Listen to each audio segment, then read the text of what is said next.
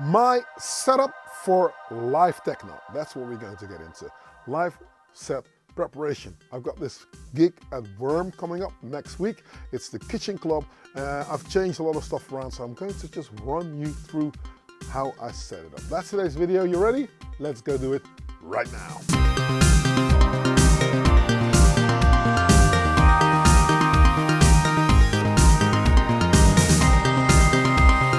Hey, what's up? I'm Hello Kitchen and thank you for checking out yet another video. Now if this is your first time here, do not hesitate to click subscribe and hit that notification bell. Whenever I upload a new video, you'll be kept in the loop and you'll not miss out on anything. Stick around till the end of this video. I'll tell you all about the development in the Mixer project. I'm also going to tell you who the new patrons are for this week, and thank you for supporting the channel. Is growing, going in the right direction, so it's all good. On today's topic, I have been doing these kitchen club events. I've done one over ADE, the Amsterdam Dance event, and I've done a few in Dordrecht, the place where I've got my studio, which is cool.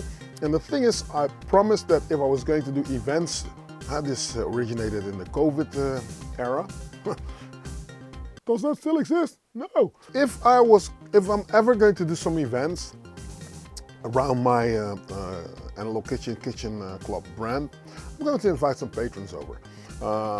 You guys out there who support this, you know this by now. It's working out well. So we've got like cool people that have played. I think Danny, you know, he's played, Locte's played, and he's playing again. Kuya Robin's going to come and play. So there's a lot of people that are actually coming out. And it was cool that Circle came to ADE, Unicode came to ADE. For me, this is a milestone in where I think the community is headed, because there's strength in numbers. We all love this synthesizer thing, and it's constantly shifting, it's constantly changing. Now, much has changed since I started this channel, because I was all about like, this is how you need to set your stuff up, and that was that etched in stone. But I have to say that once you get going, you get more comfortable with the different things you want from the synthesizer, rather than having a fixed setup. I would always suggest, if you start out, get a fixed setup and learn those boxes by heart. That's the first thing you need to do. I, however, am constantly trying to just like enhance the sound sonically, right? So in my day job, I do a lot of mastering and mixing also for other people. There are two different artists in the world, I would say. Not being disrespectful to the more overground DJs or performers, but once you get to a point where you perform more commercial stuff, people are not so much listening to what kind of sound it is. They're hearing the gimmicks and the hook lines that are constantly being fired. So there's two different artists. You've got people that play music that sounds kick-ass on a big sound system. So they'll work the speakers, they'll look for sound to enhance the listener's experience and to almost physically feel the music. And I'd like to classify myself in that category. And you've got people that play a lot of commercial stuff, which is cool, but commercial stuff always works. Even if the sound system's really, really bad, it will still work because there's a recognizable aspect of it. My sound does not work on a bad sound system, because I've got so much low end, got so much transients happening, that I need the sound to work.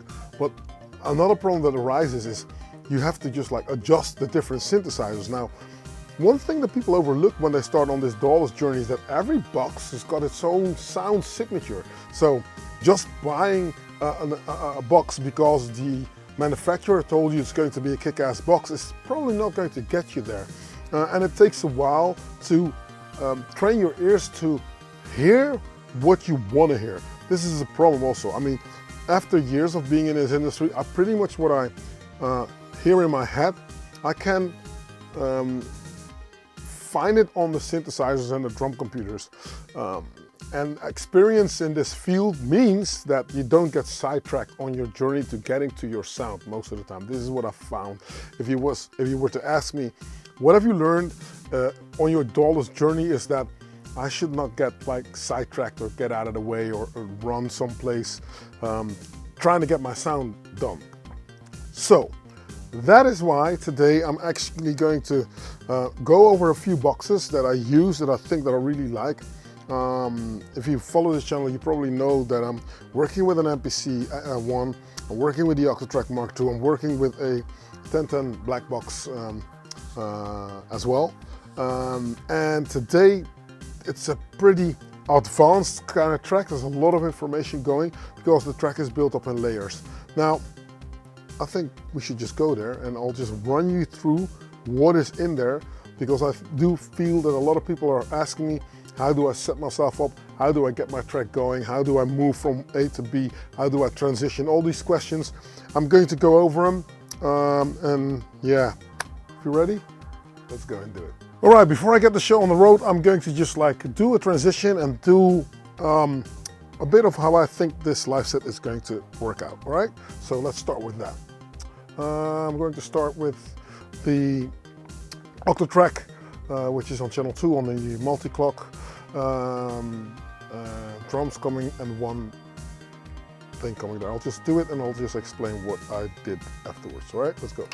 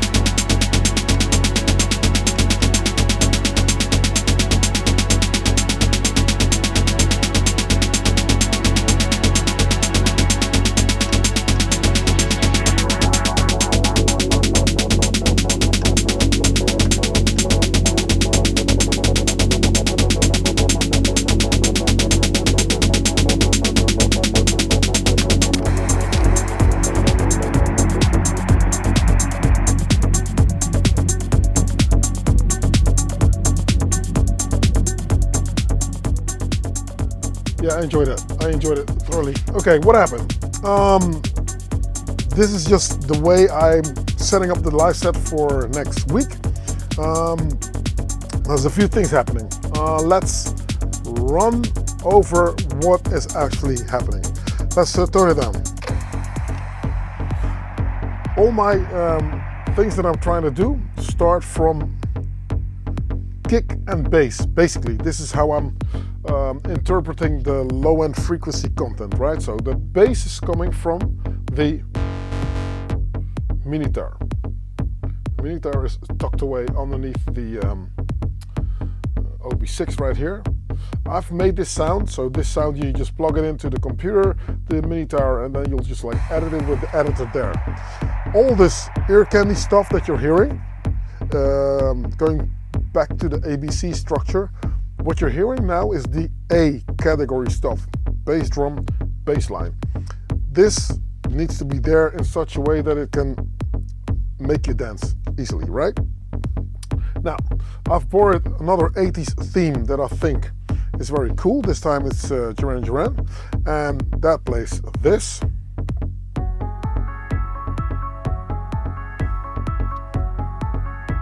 Just for some recognizable bit, I can filter it down.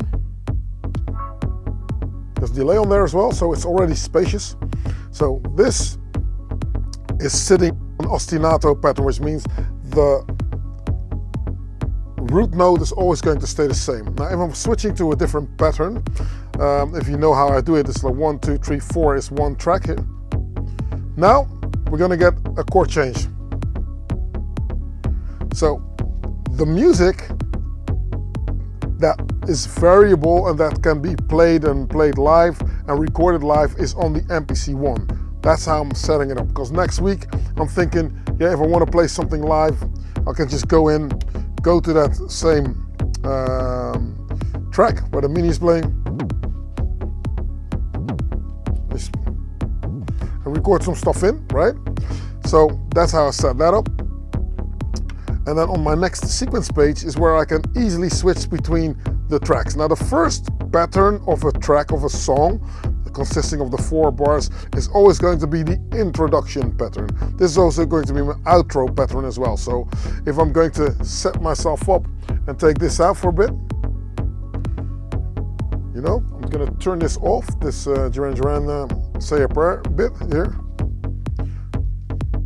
You can hear that those two are working. The minitar together with the kick drum coming from the track. My drums are coming from the octave track. I'm on bank 2. And here on my MPC, I'm also on the second row. So this would be bank A. Bank B is my second one. And I just was playing with the third row, so I came from bank C. Right? That's how I do it. Okay. Different track. Let's not go there. Cool. Now I'm on the first pattern. This is how I introduce stuff. There's already some more stuff playing. I got some stuff playing on the Acid Box 3, also coming from the Akai MPC Live. So I'm using this, the synths on here, to play themes that are not, I'm not depending on them because they're cool sounding, but they're very digital sounding, so I know how to use them. Let's lower the filter on the minitar a bit. Listen to the envelope generation on this. Tuck, tuck, tuck, tuck. Becomes a drum almost, so that's what you want. And I don't play stuff like straight, but if I was to go to that different pattern, let's go there for a second. If I'm going to the next song, you'll hear the bass change, right? So let's go there, which is track 3, pattern 1. Listen to the bass line now. Means business, right? So, going back in here. Same bass line though, same bass sound. I've made that bass sound, I'm proud of it. I'm not tampering with it. Now, what have I got? I don't think that I've got some stuff playing already. That's drums. Now the trick with the octatrack is that I've got some sort of a tonal thing that's in the same key as the bass line already embedded on track 7. So track 1 to 6 drums, track 7 is where this tonal information comes from. Listen to this. Ooh, sounds nice. But I've also split up the track so that the kick drum is coming from one channel and the rest of the stereo output is coming from a different channel. So opening this up, you'll hear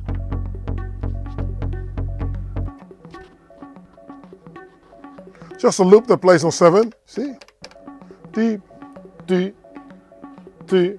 So with a bit of an accent, because I don't want stuff to go in straight, because if I would go to track 7 and I'll go in here, you'll see that there's constantly something playing. So what if I'm going to take stuff out? It's on a different measure as well. Let's go to the last one, because that's coming. 6, 9, and 14. Listen to what's happening when it gets there. It's going to take a while. 6, 9, and what did I say? 14. Now we're going to go in. Boom, boom, boom, boom. Now,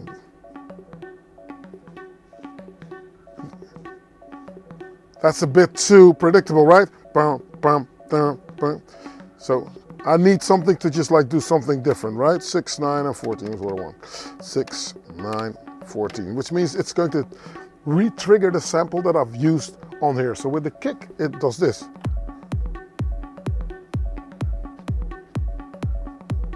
I love it. Which means that this can be something like a self-fulfilling prophecy, something like a hamster wheel kind of vibe, you know. You want to just stick in this. You can dance to this already. It invokes attention, it invokes some sort of a vibe. So it's already information embedded. This sample, mind you, has got high-end content, low-end content, frequency-wise. So it's already placing sound and music in the mid category, so that I don't have to worry. Anything else that I'm going to stick next to it should accompany what is happening on this sample, right? This is the subsequent 37. Now there's a lot of more techno sounds that I've created, that I've downloaded. I've been looking for some really cool sounds, so I'm going to take this out. Listen to this sound.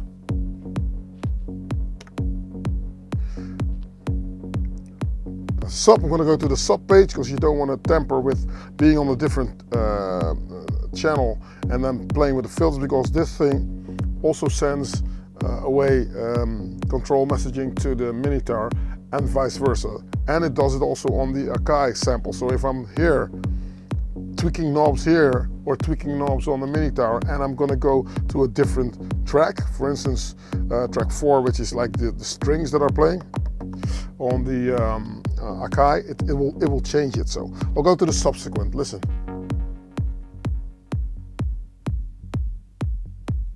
I love it. It's twofold. Now there's a lot of effect going on because the digital delay is playing and the Strime and Black Sky is playing as well. Now this is just a sound.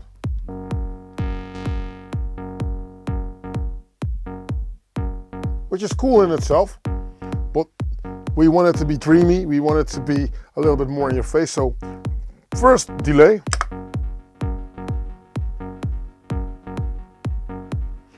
Digital delay. If I want to just put something on a measure, because there's no MIDI on here, so if it needs to just like listen to the timing that I have, I press and hold until the light becomes green. Then there's a green light on here. Maybe you can see it. I'm not sure. That's a green light. And now, if I'm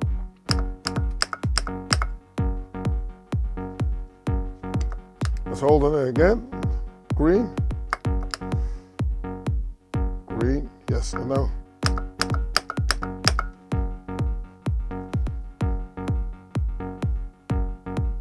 There you go.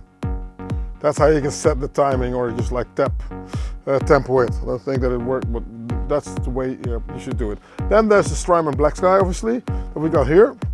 We're going to put some, I'm going to lower this a little bit, because lower the delay a bit, and listen to the lush reverb that we have. We got a plate.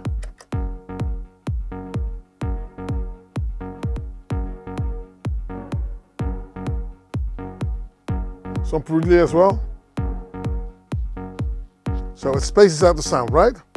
Then you'll go on with your drums.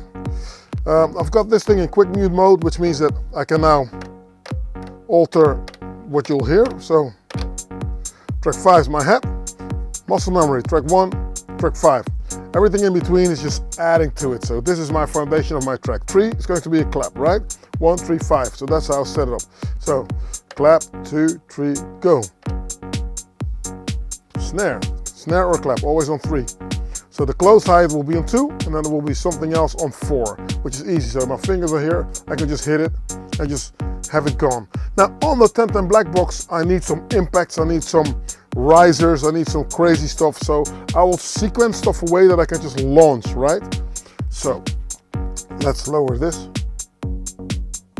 It's a bit on my face. Okay, we'll go back to track 7, which was the theme.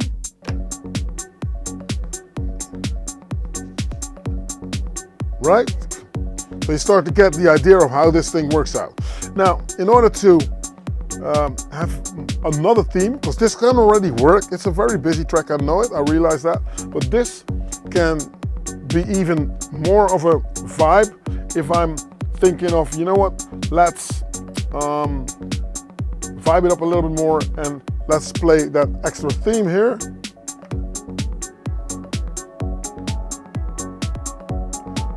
So if I take it out, it's more of a housey kind of tech vibe. If I play this in, it becomes some sort of a melodic techno vibe, right? Now, also coming from the MPC-1, I've played, I'm gonna kill this theme here. I've played, wait a minute. I played strings, listen to this.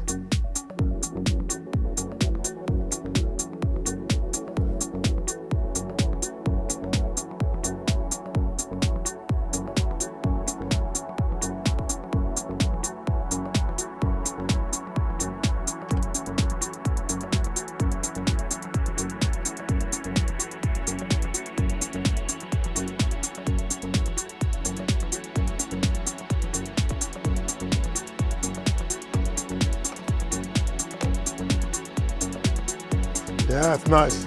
This is how I'm really enjoying building up a little bit of tension, right? I can put it in, I can take it out. It'll just invoke some sort of a space kind of vibe here. Right, cool. Going to my next sequence page. Let's see what's happening here. Yeah. Drum roll, 1, 2, 3, and. Now, on the 1010 black box, there's a bit of an impact that I've played. Lower this. So I'm going to wait for my cycle to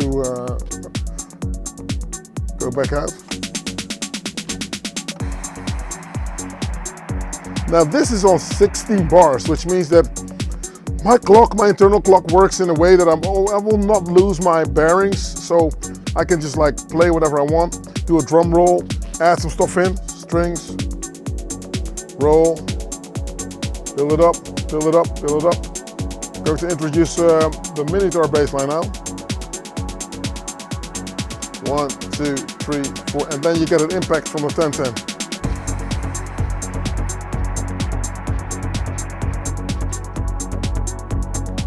This thing is like glue, right? So the pads that are coming from the MPC-1 are just acting as some sort of a glue-ish kind of vibe, you know what I mean? That's how we would like to utilize this, right? Okay.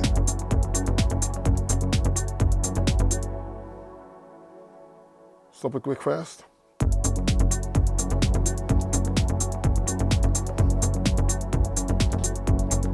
Cool. Now, that's how I set this track up. And then the only thing that really changes is the bass line. Anything else stays. So it's the bass line that's going to a different chord structure, right? If you look at the bass line right here, let's go to the mini-guitar. You can see it here.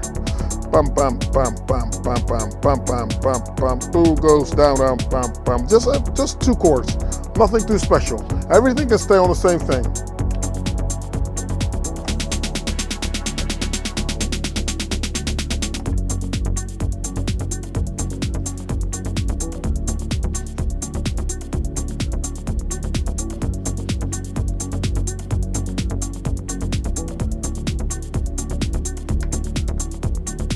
Nice one.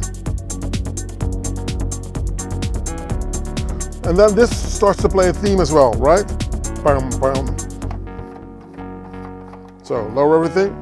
You can just hear what the sub is playing. Boom, boom, boom, boom, boom, boom, wow, wow, wow, wow, wow, wow, wow, wow. I love it. Kick in. On this DM12 Midas mixer that I got right here, the DM12, I have split everything out. Not too extensively. I don't want to bring like the biggest mixer in the world, but it's pretty much spaced out like this. So the 1010's got its own stereo, the Octatrack got its own stereo, the PC1 got its own stereo, and then the subsequent got its stereo because I'm going in mono on the delay, going out stereo, going stereo into the Strymon Black Sky, and out of the Black Sky into the mixer as well. So that's pretty much how I set up. So not too many sound sources. You can run stuff through stuff. I've not done it this time, right? Cool.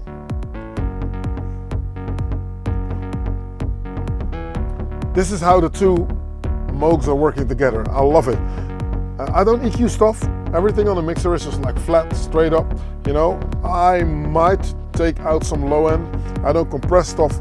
I just don't EQ things. I just want to have sounds that accompany each other. Listen, if I'm turning this down,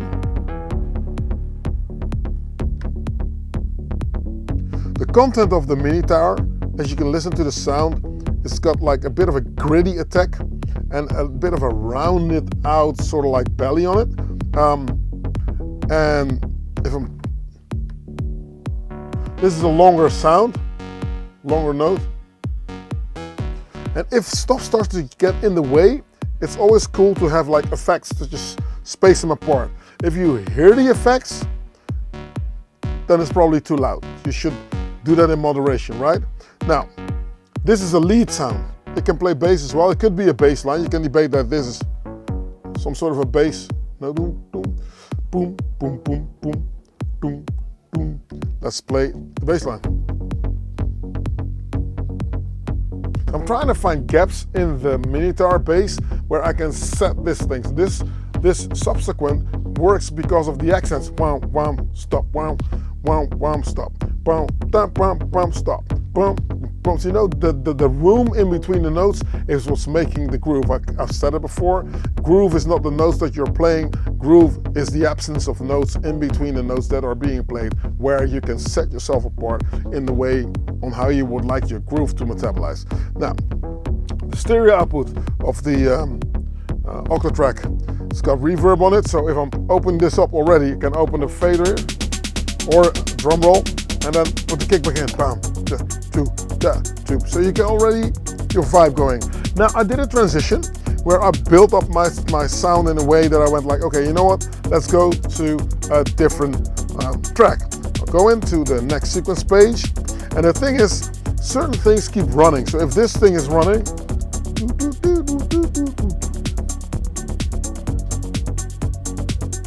let's close now. So I need to open it up.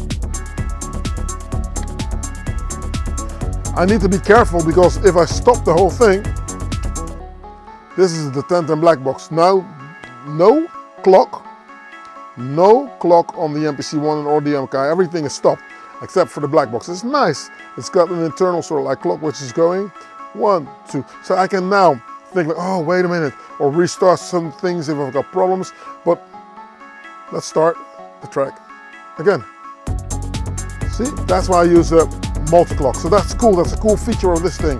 But if I was to switch to a different track, a different song, I need to keep in mind that different things are happening there, right? So I'll turn this off. Bam, boom. Now I can easily go in and say like, I'm going to go to my first track. I'll press load. So that's now a different track that's being loaded in the memory. And now I can just think like, you know what? Let's turn this off. Now only the Octatrack is playing, right? So I can easily switch the MPC1 to go to a different track. Go to the first one. This track is called Wave Breaker. I'm going to go to the first track. It's called Flowchart. 2, 3, and bam.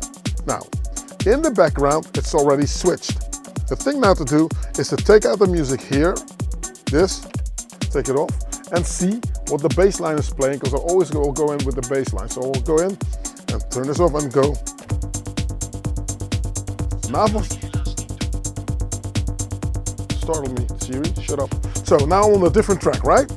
So the beats are already still the same. Track 7 is off. So if I'm switching to the first track, it will switch automatically. What I can do though is take this out, go here, bank 1-1. So now I know that the track is already started and play it again like so. Now it's already started, so if I want to go faster, right? I know that 7, it's got some information that will accompany the music that I've got playing from the Akai, from the Minotaur.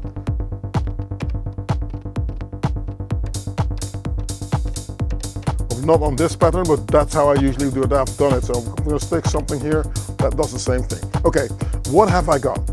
I think there's more music playing.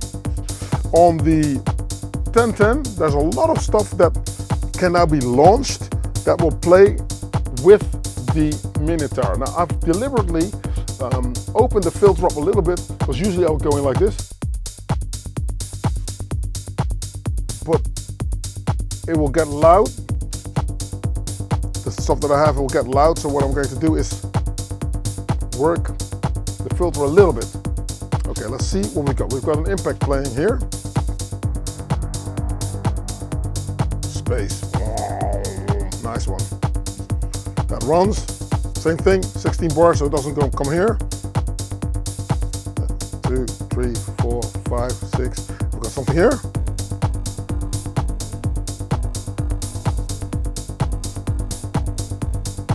So I've got different elements that I can run in the background, yeah, right? So if I'm going to turn this bass line off,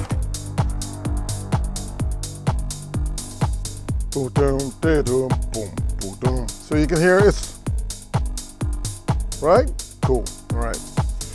2, 3, 4, 1, 2, 3, bass line. Now I've got vocal parts as well, things that are just like, speaking to you, the imagination. So let's start a vocal bit, maybe here, this.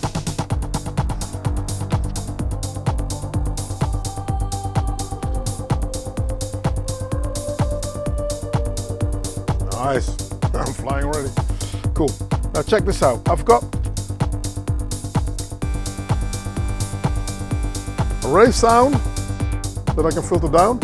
If I want to up stuff louder. Now you understand why the Minotaur wasn't filtered down too much. Okay, take this out. Now we're going to go for a different chord. Same thing, down, 2, 3, 4. And next to the chords that I just played is a rave sound following the chords.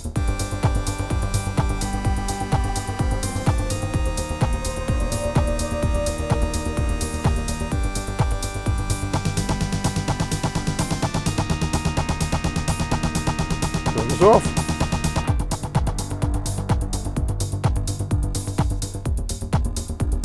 Nice one. And that's how I basically set up my different tracks to move someplace, right? Now, there's another impact. It's over here. 2, 3, go. That's the one that I've been using, because I reuse samples as well. Now, I'm liking this. Let's turn some stuff off, right? Off, off, off. Is off as well, baseline.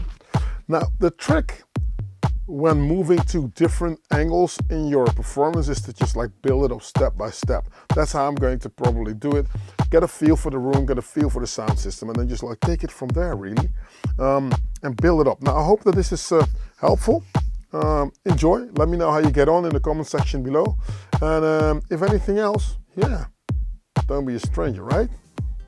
I'd like to say welcome to Fergus McDonough and Florian Heller as my new patrons for this week. Thanks for supporting. Patreon.com/AnalogKitchen. It's a support platform. This channel is funded by patrons. It's not, it's just the patrons make it work. I try to make better content. I try to come up with stuff. I try to just like get this question mark off the table of some stuff that you have when you start this journey. So thanks for supporting, guys. It's really amazing. What also is happening is that you help support me building that mixer. It is starting. It's really cool. We are starting to assemble the PCB. I'm ordering the transformers now, the output transformers that I want this mixer to be centered around. And then we're going to start testing the master channel. So that's actually going to be cool. So I think that we've got like most of it assembled now. Then it's going to look at the EQ section. And then, yeah, just we have to find out how it sounds. This to me, so it's close. Early days, close though. I'll throw a picture up on screen of stuff that we're doing at the minute. So that's cool. I do believe that there's a gap in the market in between what the DAWless performer needs, what a club mixer is, and what a studio mixer is. Now, the studio mixer is definitely going to get you there and make it sound amazing. But if you're just starting out, you're not going to haul a big ass mixer to the stage. You don't want that. It doesn't make any sense to stick it on your rider, because they're going to go like, you know what, we're going to plug you into the DJ mixer and be done with it. But can you imagine spending all that money on those synthesizers, then in the end you're just going to go through a DJ mixer digitally clipping, and you know, you need something to enhance the sound at that stage as well, because unlike DJs, you need to be almost like a sound engineer on the fly. So wouldn't it be cool to have a great sounding mixer that's versatile, cater to the different sound sources also that you're going to use, thinking of how an octatrack sounds completely different from an MPC, how a 1010 black box also sounds different, how a Moog sounds different from an OB6, how the Behringer sounds different from Roland. I can go on and on, so but you get my idea. So that is what's happening. Now, stay tuned, keep an eye on this space, and yeah, more news follows soon. Thank you for watching. If you made it this far into the video, you're an absolute superstar, and I will catch you next week on another video. I'm Analog Kitchen. Peace. I'm out.